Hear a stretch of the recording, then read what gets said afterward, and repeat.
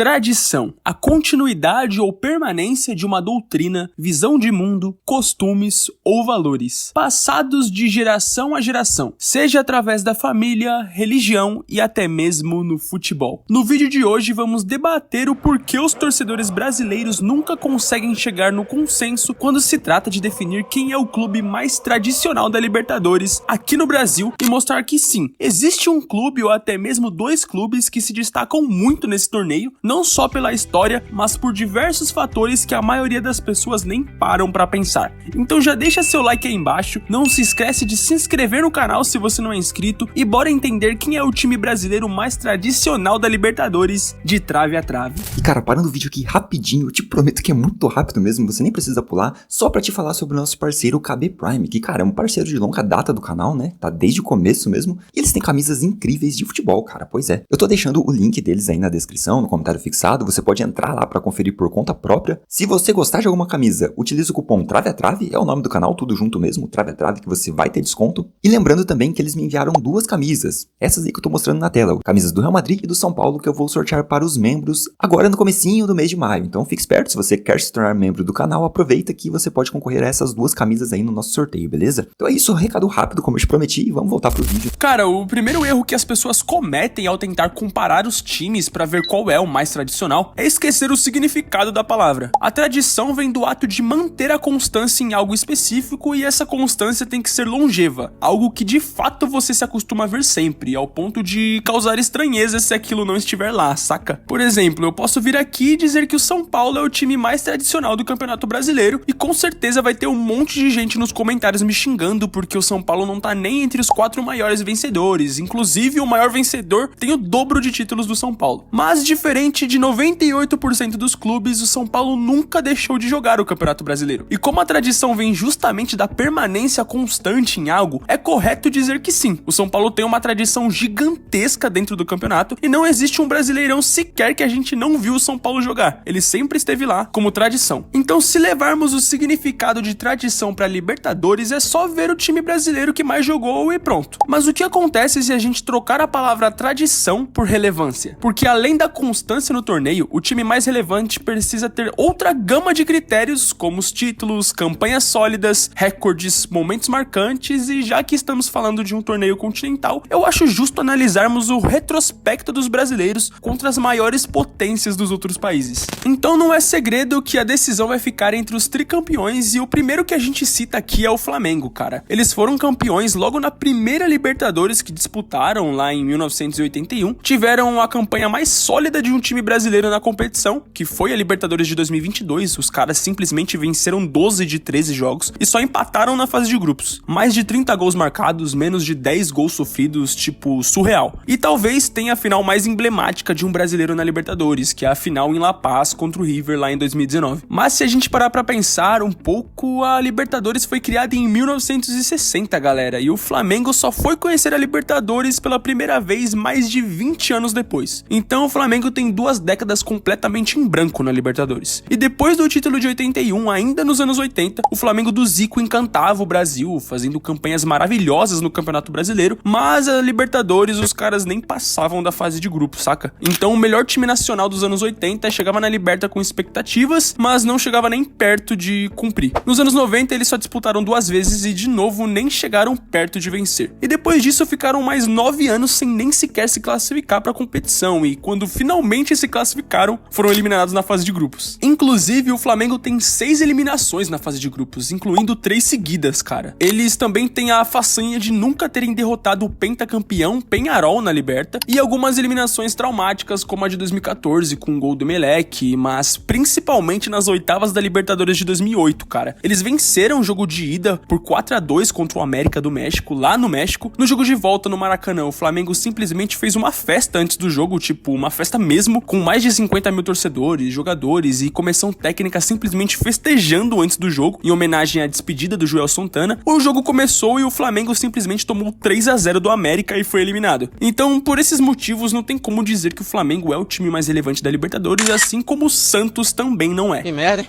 E eu já peço que você me escute antes de me xingar nos comentários, porque de fato o Santos é gigante na Libertadores, mas vamos voltar um pouco no passado para vocês entenderem o porquê do Santos acabar morrendo na praia no quesito relevância. Como eu falei, a Libertadores foi criada em 1960 e logo em 1962 o Santos foi o primeiro time brasileiro a ser campeão, derrotando o atual bicampeão que era o Peñarol. Não satisfeito, no ano seguinte o Santos ganha mais uma Libertadores e iguala o Peñarol em número de títulos e tipo assim, era o Santos do Pelé, né? Cara, era o time que moldou a seleção brasileira, que foi bicampeã do mundo naquela mesma época. Então a gente tá falando de um Santos que não era só o mais temido da América e sim do mundo, tá ligado? E naquela época somente o campeão nacional do seu país que se classificava pra Libertadores. Então era muito mais difícil um brasileiro conseguir se consolidar naquela competição, porque tinha que obrigatoriamente ser campeão nacional todo ano, tá ligado? O Santos ainda teve mais duas participações relevantes nos anos 60, bateu semifinal 2 vezes e eu posso afirmar que nenhum time brasileiro até hoje teve uma década tão relevante para Libertadores como o Santos dos anos 60. Não até recentemente, né? Tanto pela dificuldade em sequer conseguir participar do torneio, quanto pelos títulos e até mesmo o impacto na competição, até porque a gente tá falando do Santos do Pelé.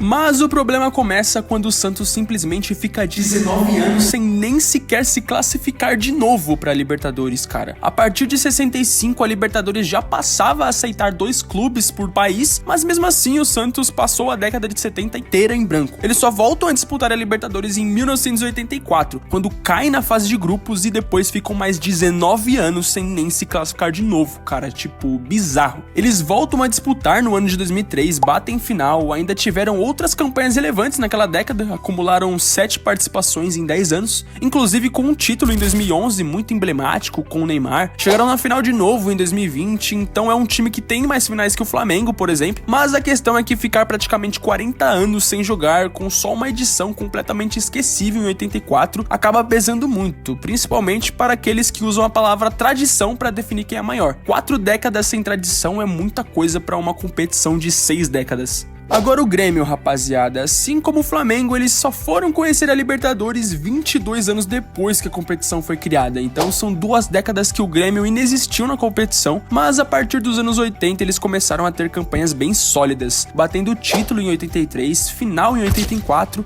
e aí nos anos 90 o Grêmio tem mais 5 participações, é campeão de novo em 95, e o Grêmio tem uma vantagem que nenhum outro clube tem, porque ele tem finais em 4 décadas diferentes, porque eles chegaram na final de novo em 2007 e conquistaram o Tri da América em 2017. E do título de 95 até 2011 ali, toda vez que o Grêmio se classificou para Libertadores, era garantido que eles estariam entre os 8 melhores, tá ligado? Eles bateram 4 vezes a semifinal e 3 vezes as quartas. Inclusive, o Grêmio lidera o ranking de times com mais semifinal na competição, são 10 semifinais pro Imortal, que também é o segundo time que mais venceu jogos na competição, segundo que mais marcou gols e terceiro que mais participou. Eu ainda arrisco a dizer que o Grêmio, até 2005, era o time brasileiro mais relevante da Libertadores, ou pelo menos o mais tradicional. O problema mesmo é os 22 anos sem história que eu falei lá atrás, eles também acumulam derrotas significativas para os grandes potências do continente, já foram eliminados na pré-Libertadores também, e temos outros 2 times que possuem números superiores do que o Grêmio, e é claro que eu tô falando de Palmeiras e São Paulo. E essa é a disputa mais acirrada que poderíamos ter aqui, porque de um lado temos um time que lidera todas as estatísticas possíveis dos brasileiros na Libertadores, e do outro lado temos o time brasileiro que mais marcou a competição e que de fato foi muito temido em um determinado tempo. A história do São Paulo na Libertadores começa nos anos 70, eles também não têm nada na década de 60 no seu currículo, mas nos anos 70 eles já batem sua primeira final, mas perdem pro Independiente, que papou umas 4 ou 5 Libertadores naquela década. O primeiro problema é que das 5 primeiras edições que o São Paulo jogou na Libertadores, 4 eles caíram na fase de grupos, então eles só vão começar a ter relevância e assustar de fato em 92, quando eles conquistam o primeiro título, ganham o Mundial e no ano seguinte fazem exatamente a mesma coisa. E não era como o Santos, que tinha simplesmente o maior jogador da história do futebol no elenco. O São Paulo tinha um bom time e muito bem treinado, sem contar que o feito do São Paulo foi mais difícil, porque nos anos 90 a Libertadores já era consolidada como o torneio de mais alto nível em termos nacional e continental, principalmente porque os argentinos dominaram a competição depois do Santos do Pelé, sem contar que o futebol evoluiu como um todo, né? Tinham mais times disputando a competição, então o feito do São Paulo de conquistar o bicampeonato é sim mais difícil do que o do Santos, tanto dentro do campo quanto fora. E ainda os caras chegaram na final de 94 de novo, pela terceira vez seguida. Inclusive naquele momento o São Paulo já era o time brasileiro com mais finais e só não ganhou o terceiro campeonato seguido porque a arbitragem deu uma bela ajuda pro Vélez ali na final e mesmo assim o São Paulo só foi cair nos pênaltis. Depois disso, o São Paulo ficou 10 anos sem se classificar para a Libertadores. A competição elevou bastante o nível nesse período, inclusive. Tanto que as pessoas dizem que os brasileiros passaram a dar mais importância para a Liberta depois dessas 3 campanhas do São Paulo e eu concordo, cara. Mas precisamos entender que a Libertadores já era o maior torneio continental há muito tempo e tinha uma relevância tremenda, principalmente na Argentina, no Uruguai e até os colombianos almejavam a Liberta. Mas é verdade que depois do São Paulo os times brasileiros se interessaram bem mais em serem competitivos nesse torneio, isso é inegável. E eu ouso até comparar a felicidade nos rostos dos jogadores que ganharam a Libertadores antes e depois do São Paulo, cara. Você tá vendo uma imagem na tela, dá pra ver que a rapaziada ficou bem mais feliz depois dos anos 90 ali, realmente almejavam muito mais. Mas como eu falei, São Paulo ficou 10 anos sem disputar a competição e quando voltou os caras bagunçaram de novo, velho. Bateram as semis em 2004, perderam pro campeão Ossim Caldas, mas em 2005 eles se consagraram como o primeiro brasileiro a conquistar o tricampeonato da Libertadores e no ano seguinte chegaram na final de novo e só perderam por um detalhe. Então isso com certeza reforça o argumento de que o São Paulo foi o time brasileiro mais temido da Liberta. Foram 5 finais em 6 edições, mas aí a gente chega na década de 2010. O São Paulo acumulava 7 participações seguidas na Libertadores e no ano que isso se interrompeu eles ganharam a Sula. Mas depois de 2013 ali a gente sabe que o São Paulo passou por anos muito difíceis, não teve mais nenhuma campanha relevante na Libertadores. Talvez ali em 2016, mas no geral o São Paulo passou por muitas vergonhas até 2023 ali, o que desgastou muito a imagem daquele time soberano em Libertadores e principalmente nesse pior momento do São Paulo, o seu rival mais próximo passou a viver um romance bem íntimo com a Libertadores. Porque o Palmeiras sempre foi um time muito tradicional na Libertadores, mas eu diria que de forma esquecida por muita gente até os últimos anos. Mas na verdade o Palmeiras foi o primeiro time brasileiro a chegar numa final de Libertadores lá em 61 e chegaram de novo em 68. Então são 2 vices, mas assim como o Santos, o Palmeiras é o único time que tem história na competição nos anos 60, que foi a década mais difícil para um time brasileiro se classificar para o torneio. Mas diferente do Santos, o Palmeiras continuou a sequência de classificação